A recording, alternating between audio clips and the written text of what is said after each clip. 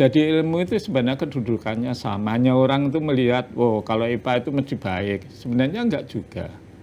Jadi nasib itu sebenarnya yang penting ya niatnya diri sendiri. Kemudian yang kedua doanya orang tua. Yang ketiga adalah Allah Subhanahu wa Ta'ala semuanya. Kalau kita semuanya itu biasanya prinsipnya kalau sudah menitipkan anak didiknya ke sekolah, ya harus percaya pada sekolah. Jangan sampai mohon maaf misalkan anak diberikan pengarahan oleh guru, kemudian orang tuanya protes.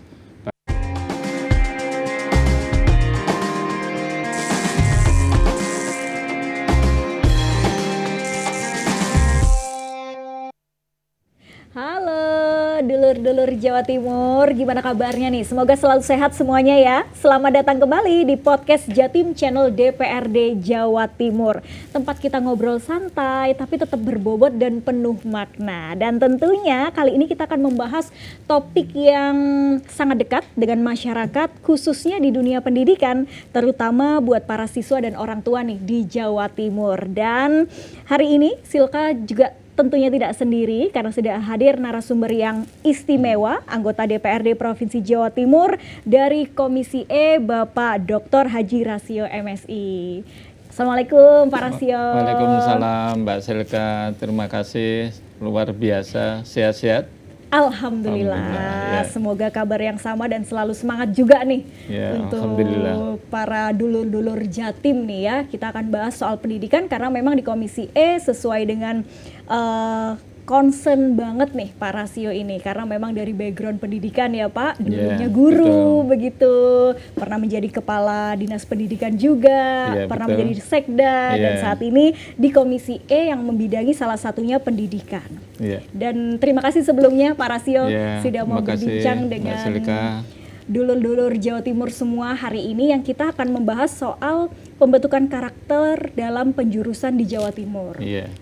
Pak Rasio, kalau kita bicara masalah pendidikan ini kan cukup kompleks sebetulnya. Permasalahannya pun juga lumayan banyak begitu, dari sistem domisili atau zonasi sebelumnya, kemudian penjurusan yang kemarin sempat ditiadakan begitu, nggak ada IPA, IPS kalau di SMA, dan sekarang wacananya akan kembali lagi. Nah, ini gimana nih Pak Rasio? Ini memang seperti ada kesan menteri baru ganti peraturan. Tapi sebenarnya yang dilakukan oleh Menteri Pendidikan Dasar dan Menengah ini, ya saya kira sudah tepat. Artinya bahwa seseorang itu harus mempunyai dan memiliki spesialisasi. Misalkan orang akan ke dokter. Makanya hal yang harus dipahami adalah ilmu-ilmu eksakta, matematika, kemudian kimia, biologi, fisika. Kalau dasarnya itu nggak kuat, saya kira juga sulit. Sehingga itu barangkali yang akan dilakukan oleh Menteri Pendidikan Dasar dan Menengah Republik Indonesia, Pak Mukti Ali, hanya kebijakan ini akan dilaksanakan pada tahun ajaran baru, kira-kira pada bulan Juli 2025. Tentu sikap yang harus dilakukan oleh masyarakat, ya kita harus siap. Artinya pemerintah provinsi, kabupaten kota harus siap melaksanakan kebijakan yang baru ini karena ini peraturan dari pusat, peraturan yang akan dilakukan oleh menteri, sehingga harapan saya untuk SMA ya menjadi tanggung jawab dari pemerintah provinsi itu ya harus menyiapkan dengan baik apa yang akan dilakukan oleh Menteri Pendidikan Dasar dan Menengah ini. Tapi kalau kita lihat kasihan juga ya Pak Rasio, anak-anak SMA ini kan baru implementasinya nggak sampai 2 tahun begitu yang tanpa penjurusan ini ya, kemudian akan dikembalikan lagi. Nah, kalau Pak Rasio sendiri sejauh ini setelah mungkin menemui konstituen di Dapil Surabaya, melihat ada nggak aspirasi dari teman-teman siswa SMA ini ya terkait hal ini gitu? Ya, sebenarnya kalau masyarakat itu ikut-ikut saja kepada kebijakan yang dilakukan oleh pemerintah. Yang penting sekarang ada maknanya yang berarti, karena spesialisasi itu harus dilakukan secara mendasar. Ya paling enggak dari SMA. Kalau dulu penjurusan itu dilakukan pada saat kelas 2 SMA. Sekarang mungkin dari harapan saya juga kelas 2 jangan kelas 1, karena kelas 1 itu adalah pelajaran umum yang harus dikuasai oleh seluruh murid-murid di seluruh Indonesia tentunya. sebagai dasar. Kira-kira dari mata pelajaran itu yang nilainya bagus, itu berarti anak kecenderungannya itu mengambil jurusan itu. Ya. Satu contoh kalau kita lihat dalam rapot itu Mbak, sebenarnya rapot yang dilakukan pada zamannya Pak Menteri yang dulu, itu ada 2 kelompok. Yang pertama adalah kelompok mata pelajaran umum. Kemudian yang kedua adalah kelompok mata pelajaran pilihan. Yang umum itu apa saja? Misalkan ada pendidikan agama dan budi pekerti, kemudian pendidikan Pancasila, bahasa Indonesia, matematika, bahasa Inggris, pendidikan jasmani dan olahraga kesehatan, sejarah, seni budaya, muatan lokal, bahasa Jawa. Itu yang umum. Kemudian yang pilihan ada matematika tingkat lanjut, biologi, fisika, kimia, prakarya, dan kewirausahaan. Maksud saya nanti kalau anak-anak kita ketahui dari kelas 1-nya ini, kelas 2 itu baru dijuruskan. Karena ini akan kita lihat nanti anak-anak nilai matematikanya seperti apa. Biasanya kalau matematikanya bagus ya anak itu kecenderungannya di sana. Nah kalau kecenderungannya seperti itu yang dikuasai, nanti harapannya di perguruan tinggi harus mengarah juga ke situ. Makanya yang penting adalah guru BK, bimbingan konseling itu membimbing dari awal. Kemudian mengetahui kira-kira apa yang dikuasai mata pelajaran kepada anak-anak ini. Yang kedua juga peran orang tua, jangan sampai misalkan orang tua masa bodoh, tidak mengerti apa yang dilakukan oleh siswanya di sekolah. Kemudian anak saya ini kira-kira apa yang dipahami. Sehingga kalau orang tua itu membimbing dengan baik, kemudian mengarahkan, insya Allah anak ini basicnya sudah ada, ya, kalau di perguruan tinggi juga gampang. Makanya sekarang rekrutmen di perguruan tinggi ada yang dikelompokkan pada basis-basis ini. Misalkan anak paham matematika, paham misalkan kimia, fisika, biologi, paham bahasa. Tentu guru BK itu mengarahkan kalau di perguruan tinggi ngambil jurusan misalkan kedokteran, ngambil jurusan misalkan teknologi, misalkan ngambil jurusan farmasi. Karena memang riwayat di dalam memahami mata pelajaran itu ada dan tertulis. Itu selama tahun yang dilakukan oleh siswa. Sehingga dengan cara ini harapannya BK itu membantu penuh kepada siswa, kemudian didorong oleh gurunya, didorong juga oleh wali muridnya dengan baik. Insya Allah anak itu akan melanjutkan sekolah yang pas gitu ya. Karena spesialisasi itu memang harus dimulai dari awal. Saya sekolah di STM dulu ya. STM itu sudah kecenderungan anak apa? Misalkan mengambil jurusan mesin. Artinya ya saya harus memahami itu. Dan itu diberikan sejak kelas 1 karena kalau SMK kan jurusannya kelas 1. Sehingga pemahaman mesin inilah yang kami kuasai. Kemudian nanti kalau kerja ya dijuruskan di mesin, saya kira itu pas. Saya kira ini yang diharapkan oleh pemerintah sekarang.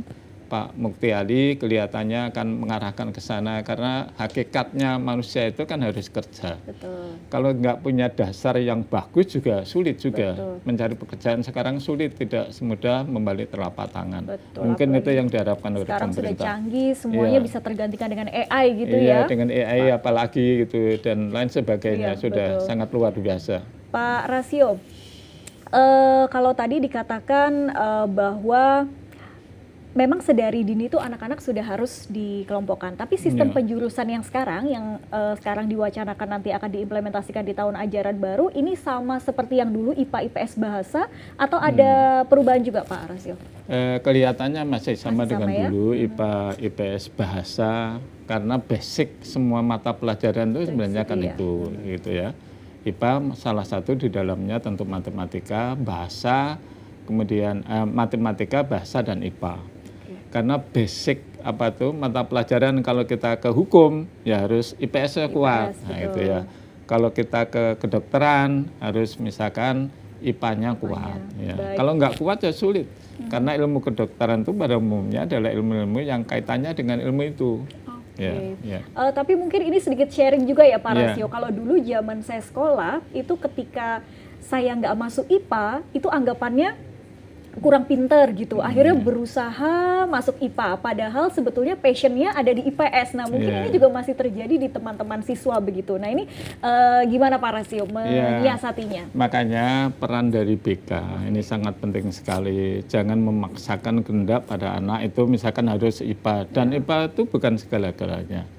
Wong nggak IPA saja, contohnya saya ini STM mesin ya, tetapi karena keturunan mungkin saya di keturunan saya melaksanakan kegiatan dan lain sebagainya, saya bisa menjadi sekda. Itu jurusannya bukan mesin. Nah, makanya tetapi dengan jurusan mesin itu paling enggak ada ilmu teknologi yang dipakai untuk mendalami apa yang ditekuni pada saat ini. Sehingga nanti saya mohon dengan sangat peran dari wali murid, kalau perlu misalkan di tes di lembaga psikologi, kemudian sekali-sekali diajak ke sana, kira-kira anak saya ini apa sih mata pelajaran yang dipahami. Misalkan lembaga psikologi itu kan ada tes itu, tes IQ, tes apa yang diharapkan itu. Kemudian perannya guru BK itu setiap harinya itu akan memantau terus perkembangan murid, dan juga tentu peran wali kelas. Karena wali kelas itulah sebenarnya yang dekat dengan murid di kelas itu. Ibarat wali kelas itu ya orang tua kedua ya, di pihak lain ada orang tuanya sendiri. Makanya jangan sampai orang tua itu bodoh amat, tidak mempedulikan kemampuan belajar anak didiknya atau putra putrinya. Saya kira sangat tidak bijaksana menjadi orang tua seperti itu. Saya yakin kalau BK-nya optimal, kemudian wali kelasnya juga optimal, kemudian wali muridnya juga optimal, apalagi ditambah dengan lembaga psikologi dan yang lainnya, anak itu akan lebih mantap. Betul. Dan tidak mesti di IPA itu mesti baik. Ya, sekali lagi saya tekankan pada semua wali murid, jangan memaksakan kehendak misalkan harus IPA. IPA itu tidak segala-galanya. Justru malah sekarang pekerjaan yang dicari itu jurusan bahasa Inggris. Anak kalau pintar bahasa Inggris menjadi misalkan pengantar, misalkan orang-orang tur dari luar negeri menggunakan bahasa Inggris, itu juga mendapatkan gaji yang lumayan. Bahasa Inggris, kerja di kedutaan itu juga bahasa Inggris. Betul. Sosial misalkan di hukum diperlukan ilmu sosial. Jadi ilmu itu sebenarnya kedudukannya sama. Hanya orang itu melihat, kalau IPA itu mesti baik. Sebenarnya enggak juga. Jadi nasib itu sebenarnya yang penting ya niatnya diri sendiri. Kemudian yang kedua doanya orang tua, yang ketiga adalah Allah Subhanahu wa taala. Saya yakin kalau anak-anak didik kita seperti itu, memahami baik seperti itu, ya menjadi orang yang baiklah di kemudian hari. Termasuk itu juga menjadi salah satu kunci dari pembentukan karakter siswa itu sendiri ya, Pak. Ketika BK-nya juga optimal, kemudian para orang tua di rumah juga tahu apa passion anak-anaknya, kemudian bakatnya. Karena terkadang memaksakan anak harus jadi dokter misalnya, atau lain sebagainya. Padahal mungkin anaknya lebih suka seni. Nah ini kan juga terkadang menjadi persoalan tersendiri begitu ya. Kalau Pak Rasio sendiri melihat, apalagi di Komisi E kaitan dengan pendidikan, melihat sekolah-sekolah di Jawa Timur khususnya, optimalisasi BK sampai hari ini seperti apa Pak? Ya memang guru BK itu kesannya sekarang tuh malah pada anak yang terlambat dipanggil BK. Saya kira sekarang harus dirubah peran yang seperti itu. BK itu bimbingan konseling, artinya membimbing anak-anak, kemudian mencari kira-kira bakat apa yang dimiliki oleh anak, dan itu dipantau dari kelas 1. Kalau kelas SMA ya kelas berapa itu 12. Dari kelas 12 ya 10 ya kelas 10. Ya, dari awal itu diperhatikan dengan betul. Saya tertarik dengan guru SMK BK di SMA 2. Pada saat penjurusan anak-anak yang diterima di perguruan tinggi, itu dia yang mengarahkan. Dek, kamu harus ini. Nah, saya ikuti terus gitu ya, saya pantau terus. Saya kira ini baik. Guru BK yang benar itu ya seperti itu, membimbing, mengkansel siswa, kira-kira nanti ke depan ingin jadi apa dan lain sebagainya. Jangan sampai misalkan kesannya dulu waktu saya sekolah di SMP, guru BK itu ya wes jahat gitu ya, anak terlambat dipanggil BK, dimarahi. Bukan itu sebenarnya. lebih jauh lagi bagaimana mempersiapkan anak-anak yang kita cintai bersama itu untuk menatap masa depan yang lebih baik. Nah, itu dia. Ini karena sekarang karakter siswa itu berbeda ya, Pak Rasio. Mungkin dengan Bapak dulu ketika menjadi guru, sekarang kan Gen Alpha itu lebih terbuka, kemudian dengan perkembangan teknologi, mereka banyak terpapar informasi begitu ya. Jadi pendekatannya pun juga berbeda pada akhirnya, dan guru BK ini punya peranan penting juga gitu ya, Pak, untuk membangun bonding dengan siswa. Saya sangat setuju itu, Mbak Silka. Jadi apalagi di era IT seperti ini, generasi Z, kemudian perkembangan AI dan lain sebagainya. Kalau guru BK-nya itu juga nggak pandai, misalkan saja memahami perkembangan generasi muda, saya kira juga sangat keliru. Apalagi 2045 itu yang peran serta di dalam tapuk pemerintahan itu adalah generasi muda kita. Makanya generasi muda ini sekarang ya anak-anak yang di SMA, dan SMK itu dipersiapkan dengan baik. Makanya saya tekankan BK harus berfungsi secara optimal. Kalau perlu pendidikan agama dikuatkan karena akhlak itu juga lebih dari segalanya. Karakter siswa dibentuk dengan pendidikan agama yang kuat. Di sekolah, mohon maaf kalau kurikulum sekarang ini pendidikan agama kan 2 jam di sekolah. Makanya banyak sekolah-sekolah yang menambah mata pelajaran agama itu lebih dari 2 jam. Misalkan ada sholat duha, ada sholat zuhur bersama, dan lain sebagainya. Kemudian anak diajari ngaji, mohon maaf itu kalau yang agama Islam. Sebaliknya kalau yang agama bukan Islam ya diberikan penanaman keimanan dan ketakwaan terhadap Tuhan Yang Maha Esa. Itu adalah modal utama. Kemudian yang kedua tentu jangan lupa orang tua selalu membiasakan anak untuk belajar. Karena sekarang anak, mohon maaf Mbak, anak itu dengan HP, tapi ya tidak semuanya. Anak dengan HP itu, anak kecil TK itu sudah main HP. Kemudian dipanggil oleh orang tuanya nggak peduli, kadang-kadang diminta HP-nya nangis dan lain sebagainya. Tetapi bukan berarti HP itu nggak penting, HP itu penting. Makanya di kebijakan di sekolah saya boleh bawa HP, tapi digunakan untuk pelajaran yang terkait dengan HP itu, misalkan matematika, mencari misalkan panjang, misalkan persegi panjang, panjangnya misalkan 8, lebarnya misalkan 6, berapa luasnya. Itu kalau nggak bisa ngitung perkalian kan bisa di HP, bisa di Google. Jadi itu digunakan untuk hal-hal yang positif. Tetapi ketika pembelajaran selesai, HP itu diserahkan pada wali kelas.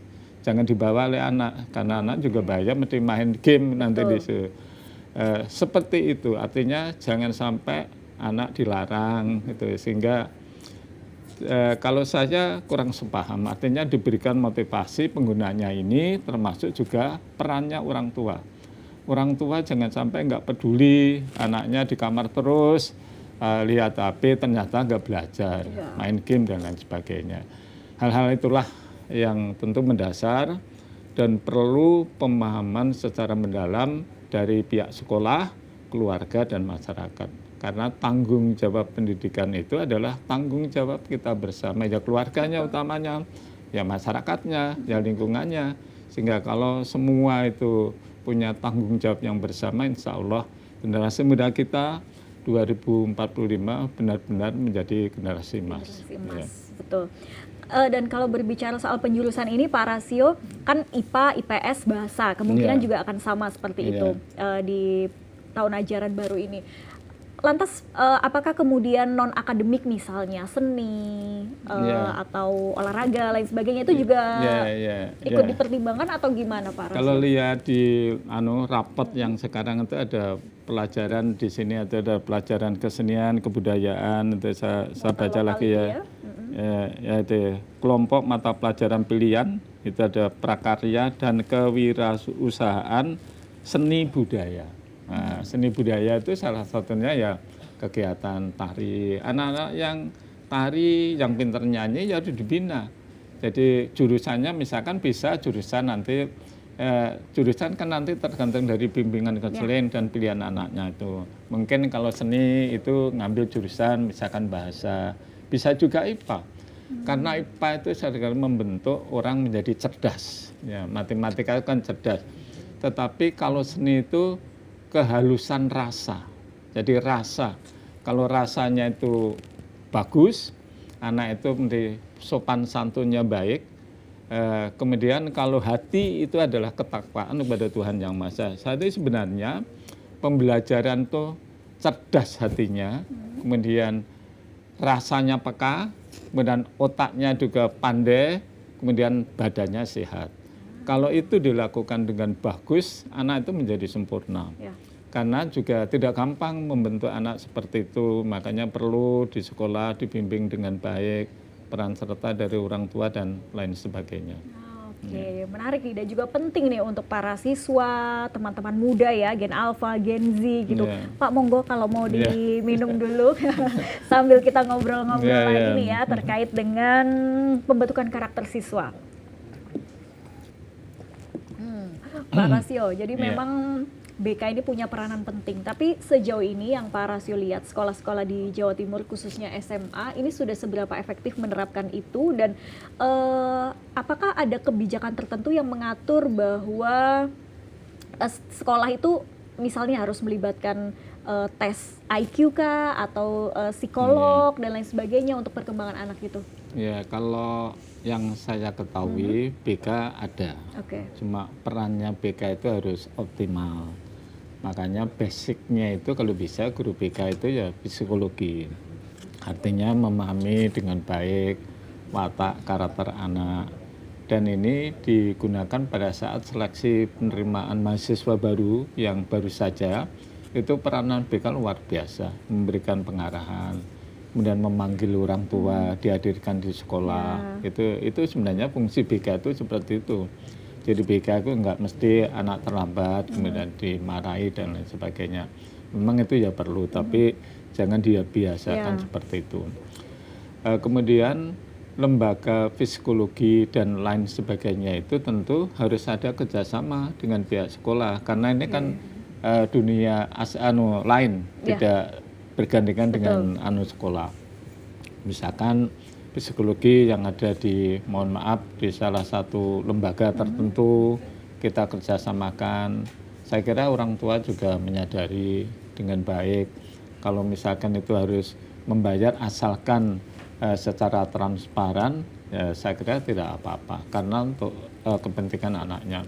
Kalau di psikologi itu kan ada tes, gitu ya. Kira-kira anaknya itu kemana? Dan sebenarnya anak kemana itu juga bisa dasarnya dari nilai rapot. Nilai rapot semester pertama kan sudah diberikan, dari itu kan kelihatan.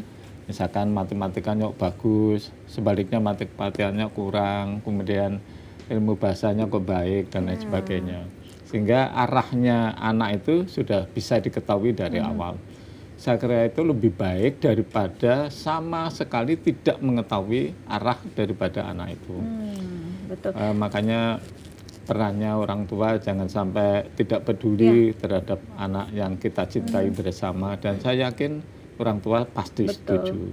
Jadi soal pendidikan bukan hanya diserahkan ke sekolah, karena orang tua juga punya peran begitu ya, sebagai madrasah utama bagi anak-anak gitu ya, Pak Rasio. Tapi ngomong-ngomong Pak Rasio kan dulu STM teknik mesin ya, betul ya? Betul. Pernah nggak Pak dulu curhat ke guru BK gitu atau pernah? Kebetulan waktu saya sekolah di STM tuh guru BK-nya kan nggak ada seperti di SMA gitu ya. Tetapi jurusan itu ya tergantung dari minat saya waktu itu saat memilih, kan ada jurusan mesin, elektro, dan bangunan. Saya kok kelihatan mesin karena sebenarnya hati itu sudah bicara, Mbak. Sebenarnya kalau anak itu punya karakter yang baik, punya tekad atau kepedulian itu sudah cenderungannya itu pasti ada. Oh, saya milih mesin. Padahal itu lulus SMP mau ke STM. Karena harapan saya itu setelah lulus STM jurusan mesin bisa bekerja, dan memang kalau SMK pada saat itu ya pasti kerja. Saya kerja dulu di pabrik Rejo Agung, kemudian baru kuliah, gitu ya. Jadi saya terlambat kira-kira setengah tahun dan lain sebagainya. Tapi minat saya itu nggak akan putus, dan terus kami lakukan seperti itu. Akhirnya ya saya bisa kuliah dan lain sebagainya. Terus waktu itu kuliah itu di mana? Pada STM. Saya mengambil IKIP, Sebenarnya kalau STM kan nggak boleh, Ya. STM itu harus di ITS dan lain sebagainya. ITS ya karena kemampuan biaya dari orang tua saya nggak mampu, akhirnya saya mengambil jurusan IKIP karena waktu itu tujuan saya ingin jadi guru. Guru itu karena bisa bekerja dengan cepat, setelah lulus sarjana muda bicara saat itu langsung saya mengajar. Dan itu tercapai. Artinya dari awal anak juga punya greget kira-kira apa sih yang dituju itu. Jangan terlalu misalkan menggantungkan orang tua, jangan selalu terus dengan BK. Jadi anak itu punya pendirian. Jadi pendiriannya kuat, kira-kira saya insya Allah itu akan tercapai kalau anaknya itu sungguh-sungguh. Oke, Pak Rasio, tapi ini juga fenomena yang terjadi ya, kalau pengamatan saya juga, banyak anak-anak yang misalnya IPA, dia secara akademik bagus, nilai rapot tinggi, ekstraknya luar biasa, tapi komunikasinya kurang. Bedanya dengan anak-anak sosial, komunikasinya bagus, mungkin nilai akademiknya agak kurang. Nah, bagaimana kemudian kebijakan pendidikan kita bisa menyelaraskan itu supaya ya apapun pilihannya itu anak-anak tetap dibekali kemampuan dasar komunikasi, critical thinking, mereka tetap punya itu gitu Pak. Iya, saya setuju sekali. Tadi sebenarnya di dalam kurikulum itu ya seperti itu. Artinya kebiasaan anak, apalagi Menteri Pendidikan Dasar dan Menengah sekarang ini Pak Mukti Ali itu ada 7 kebiasaan yang harus dilakukan oleh anak. Kebiasaan apa itu? Pertama kalau agama Islam bangun pagi, sholat subuh. Nah itu kelihatannya biasa, tapi itu kalau nggak dilakukan secara rutin juga berat. Betul. Bangun pagi apalagi subuhnya jam 4 itu. Anak kalau nggak ya kan itu kebanyakan ya tidur gitu ya. Terus mohon maaf bangun pagi subuh, sholat subuh, kemudian mandi, kemudian persiapan untuk sekolah itu rutin. Kemudian hal-hal yang lain itu menyertai kegiatan yang akan dilakukan pada hari itu. Kemudian yang penting sekarang, anak itu harus dibekali misalkan hati, pengelolaan hati itu adalah menanamkan rasa iman dan takwa kepada Allah Subhanahu. Jadi sholatnya harus baik. Kalau dia Kristen ya harus sering misalkan ke gereja dan lain sebagainya. Jadi itu kebiasaan supaya apa? Iman dan takwanya itu kuat. Iman dan takwa kepada Allah itu bagus. Nah, kalau orang sudah yakin itu, insya Allah itu gampang. Kemudian yang kedua apa? Pekaan rasa. Rasa itu adalah dilakukan dengan apa? Dengan seni dan lain sebagainya. Dengan olah seni. Sekarang olah seni, misalkan karawitan itu sudah jarang sekali di sekolah. Padahal untuk mengolah rasa, misalkan main band itu rasa, kepekaan rasa. Kepekaan rasa itu diharapkan anak itu nanti kalau menjadi orang dewasa bisa menghargai pendapat orang lain. Jadi rasa itu tumbuh apa yang saya katakan ini jelek. Nah itu harus diasah dari awal. Nah pengasahan ini ya juga peran serta sekolah dan juga orang tua. Kemudian yang ketiga apa? Pola pikirnya. Pikirnya itu harus yang pintar, pola pikir pintar biasanya matematika yang dikedepankan, hitungan matematika supaya cerdas ya anak kalau diajak bicara cerdas, nah, itu pandai artinya. Kemudian olahraganya harus baik secara fisik karena kalau dia pintar tapi nggak sehat ya percuma juga. Betul. Jadi keempat syarat ini yang harus dilengkapi oleh kita semuanya, utamanya Pak Guru, jangan hanya matematika saja, tapi juga olah rasanya, juga olah hatinya, kemudian juga olah pikirnya. Jadi keempat itu merupakan hal yang kompleks dalam menyempurnakan hidup dan kehidupan. Karena kaitan juga dengan pembelajaran sepanjang hayat ya Pak. Kalau ini nggak hanya kita pinter IPA, pinter IPS atau bahasa mungkin, tapi juga empati, rasa tadi, kemudian logical thinking jadi ketika kita dihadapkan dengan berbagai macam persoalan ya kita bisa berpikir kritis apapun itu isunya gitu ya Pak. Dan itu penting untuk anak-anak sekarang dan BK punya peranan itu. Tapi kemudian sekarang banyak orang tua siswa atau mungkin siswa itu sendiri Pak, karena berbagai kebijakan pendidikan ini kan kerap kali berubah-ubah sehingga concernnya mereka ini tidak di sini begitu. Yang dianggap ya sudahlah keterampilan soal penjurusan dinomor 2-kan. Mereka masih fokus pada misalnya zonasi atau domisili atau hal-hal yang mungkin lebih teknikal gitu. Padahal ini kan juga penting. Kalau Pak Rasio sendiri melihatnya seperti apa? Ya, semuanya penting Mbak. Jadi artinya pemahaman justru konsep yang paling mendasar ya dari olah hatinya itu, ketakwaannya, kemudian olah rasanya tadi, olahraganya, olah pikirnya itu yang menjadi fundamental bagi saya. Kalau mohon maaf, misalkan perkembangan berikutnya, apalagi sekarang di era IT ini juga anak diajari ya kalau otaknya itu cerdas, melihat HP ini kan dia juga hatinya bagus, peningkatan iman takwa, oh ini nggak baik. Jadi sudah dengan sendirinya dia itu mengeliminasi apa yang dilihat. Jadi evaluasi ini nggak benar dan lain sebagainya. Itu harapan kita semuanya. Tentu itu juga tidak semudah membalik telapak tangan. Harus perjuangan yang sungguh-sungguh dari kesabaran orang tuanya dalam rangka mendidik. Karena pendidikan itu kan sangat kompleks sekali. Permasalahan di rumah juga jangan sampai misalkan terjadi berlarut-larut. Kalau ada masalah segera selesaikan. Kemudian di era IT seperti ini ya harus dibekali hal-hal seperti itu supaya anak itu tidak misalkan tidak melek IT dan lain sebagainya. Sekarang ini perkembangan zaman begitu maju, anak diajari semuanya, tapi konsep dasar yang melandasi anak itu tangguh itu yaitu jadi iman dan takwa kepada Tuhan Yang Maha Esa, olah rasanya bagus, dengan orang itu juga baik, jangan sombong dan lain sebagainya. Kemudian dia juga pikirannya cerdas, jadi menganalisis kegiatan itu cepat, menganalisis data itu cepat gitu. Tapi dia juga olahraganya, fisiknya baik. Kalau fisiknya nggak bagus ya percuma saja. Ya, makanya pendidikan itu hakikatnya kan seperti itu, menyiapkan anak-anak supaya mereka iman dan takwanya kepada Allah Subhanahu wa taala dengan baik dan lain sebagainya tadi yang saya sebut. Betul. Dan itu juga kaitannya dengan kondisi pendidikan hari ini ya Pak Rasio, terkait sekarang kan juga di institusi pendidikan itu tidak terlepas dari entah itu bullying atau perundungan dan lain sebagainya, dan karakter siswa ini diharapkan betul-betul bisa ini ya menjaga dari hal-hal seperti itu begitu ya Pak? Iya, tentu. Jadi permasalahan sekarang begitu kompleks, misalkan bullying yang dilakukan orang-orang yang tidak bertanggung jawab. Makanya batasannya saya yakin kalau anak-anak itu pemahaman agamanya bagus, kemudian apa itu cerdas dalam menganalisis apa yang dilihat itu, saya kira juga akan terlibat hal-hal yang seburuk itu. Makanya saya mohon dengan sangat peran daripada guru-guru, utamanya guru BK. Guru BK itu tidak hanya misalkan anak terlambat dipanggil, dimarahi, tapi ada pembinaan mental yang dilakukan di situ. Apalagi nanti terkait dengan penjurusan yang ditata dengan baik, sehingga kita punya tanggung jawab bersama-sama antara wali muridnya, guru di sekolahnya, dan juga guru BK-nya.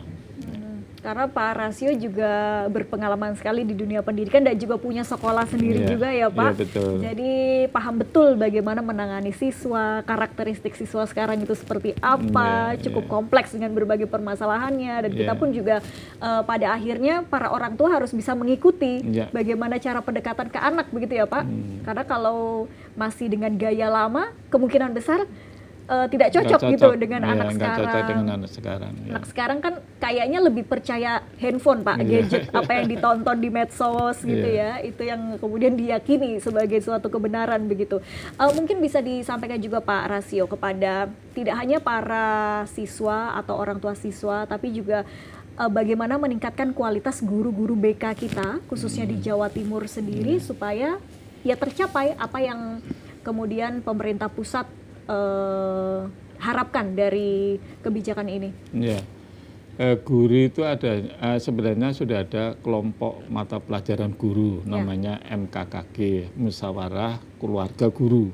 Jadi guru mata pelajaran BK itu ada koordinatornya. Kemudian nanti kumpul di situ, misalkan sekali dalam seminggu ada hal-hal baru dibahas di situ. Itu ada pembimbingnya, biasanya dibimbing oleh guru yang pengalaman, juga diawasi oleh pengawas. Sehingga 3 komponen antara sekolahnya, gurunya, pengawasnya itu merupakan satu perkumpulan yang kuat. Perkembangan apa dalam BK ini, misalkan nanti penjurusan bagaimana, kemudian melanjutkan sekolah yang lebih tinggi di perguruan tinggi itu bagaimana caranya. Dan saya mohon juga kekompakan yang baik antara para guru ini, guru mata pelajaran BK ya sendiri, guru mata pelajaran matematika sendiri, bahkan ada kelompok kerja kepala sekolah. Jadi ada perkumpulan itu yang membahas masalah-masalah yang ada di lembaganya masing-masing, dicarikan solusi yang baik di situ. Sehingga kerjasama yang baik ini saya yakin nanti akan menelurkan kebijakan yang baik juga untuk pembinaan di sekolahnya masing-masing. Nah, itu dia. Perlu menjadi perhatian ya para guru-guru bimbingan konseling dimanapun begitu. Tapi Pak Rasio, kalau misalnya nih Pak, saat ini Bapak masih duduk di bangku SMA, apakah masih akan tetap memilih jurusan yang sama atau gimana? Bicara kaitannya dengan penjurusan siswa ya? Iya, tentu itu nanti dilandasi dari nilai rapot. Makanya penjurusan itu kelas 2 SMA itu ya. Dari kelas 1 kan dilihat itu ya. Tapi kelas 1 itu pada saat penjurusan itu dibina terus. Anak itu kan kelihatan. Pada saat diuji misalkan mata pelajaran matematika sejauh mana nilainya itu kan kelihatan. Ada yang nilai 8, 9, guru kan sudah punya standar nilai itu. Oh yang nilainya baik terus diikuti. Oh ini pas nanti kalau di perguruan tinggi ngambil kedokteran. Oh ini sosialnya bagus. Kalau di perguruan tinggi ngambil jurusan sosial dan lain sebagainya. Jadi sudah diarahkan dari awal. Nah itu tidak hanya guru BK saja, tapi tanggung jawab ini adalah tanggung jawab semuanya. Guru mata pelajaran, karena di kelas kan gurunya sudah sendiri-sendiri. Mata pelajaran matematika, IPA, kemudian IPS, ekonomi gitu ya. Dan saya kira dengan guru mata pelajaran khusus itu akan diketahui anak itu pemahamannya. Oh ini pinter matematika, kelihatan anak itu. Apalagi dibimbing selama setahun.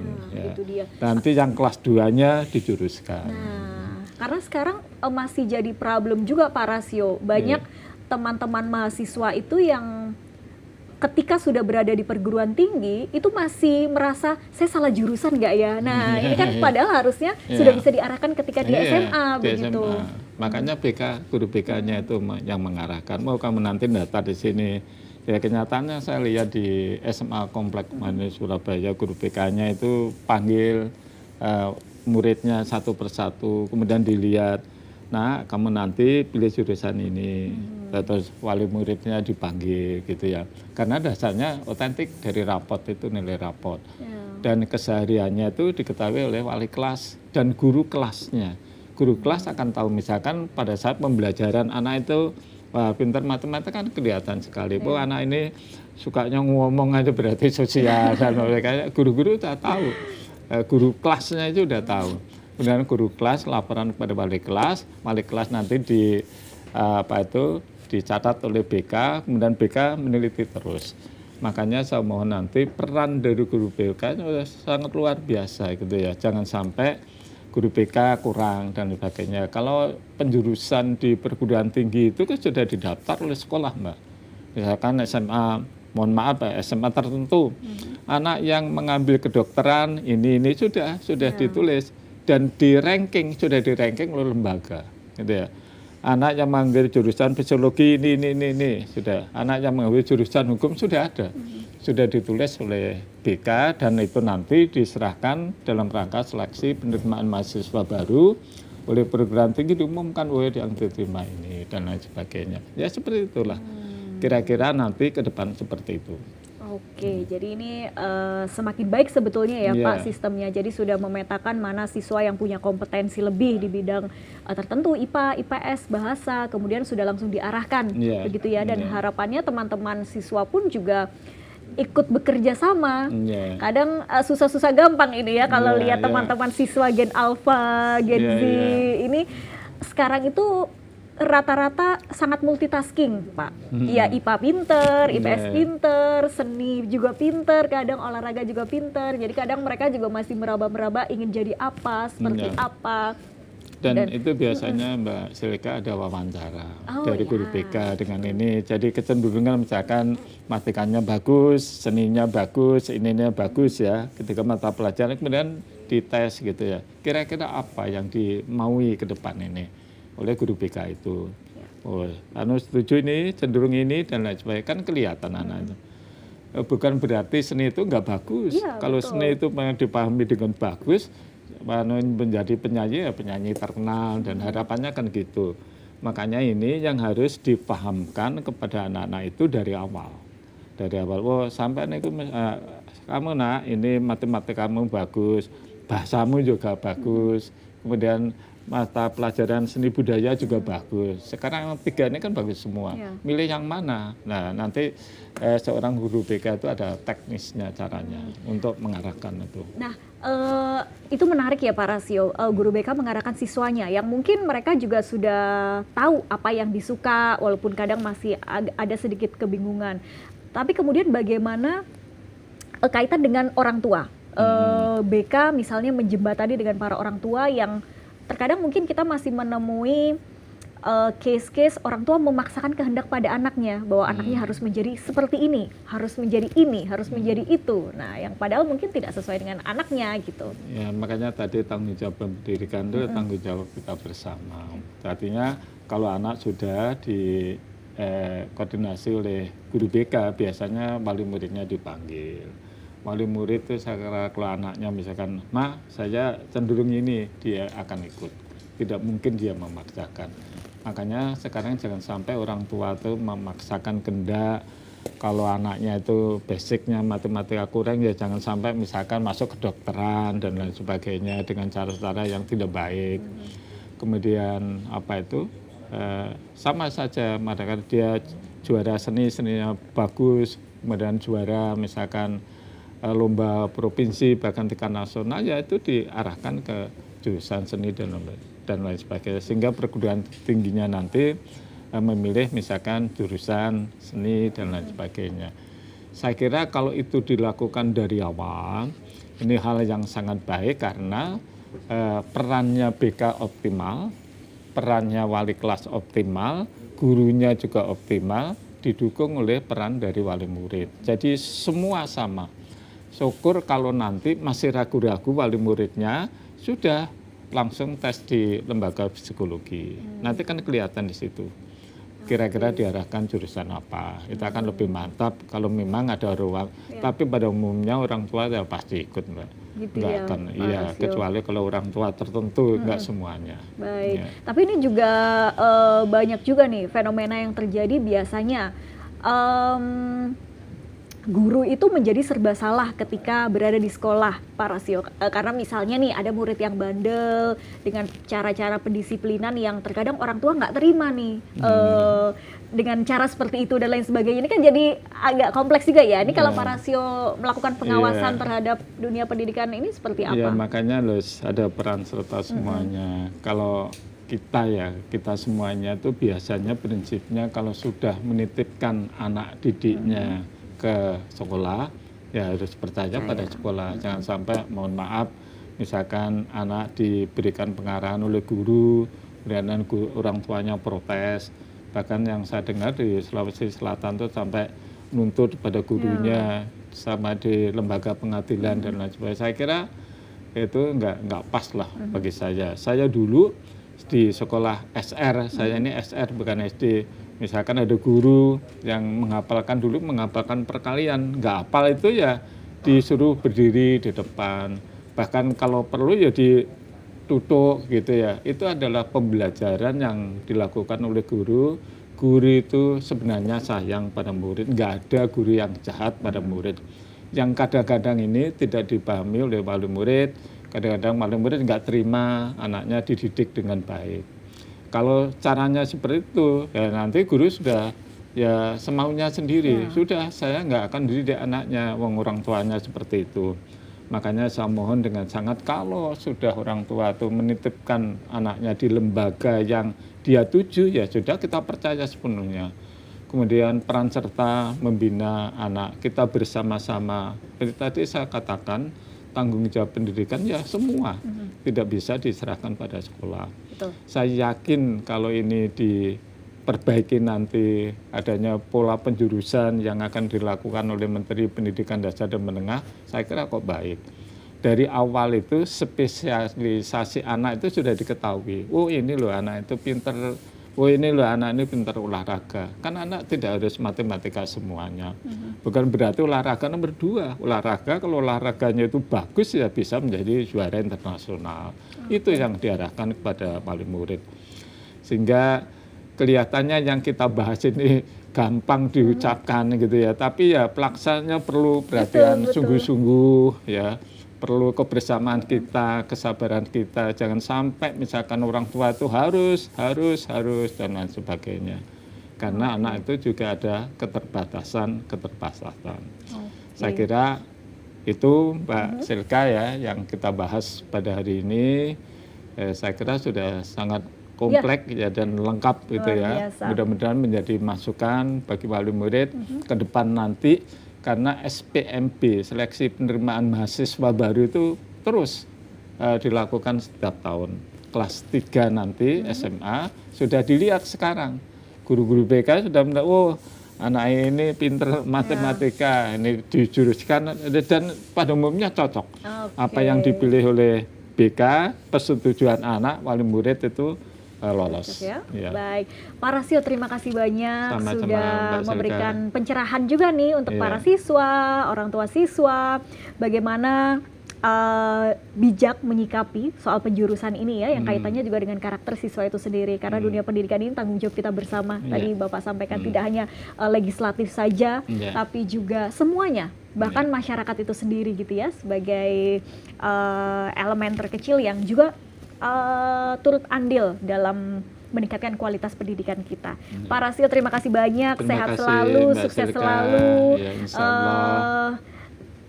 Kami tunggu gebrakan-gebrakannya di dunia pendidikan ini, khususnya untuk siswa-siswi di Jawa Timur.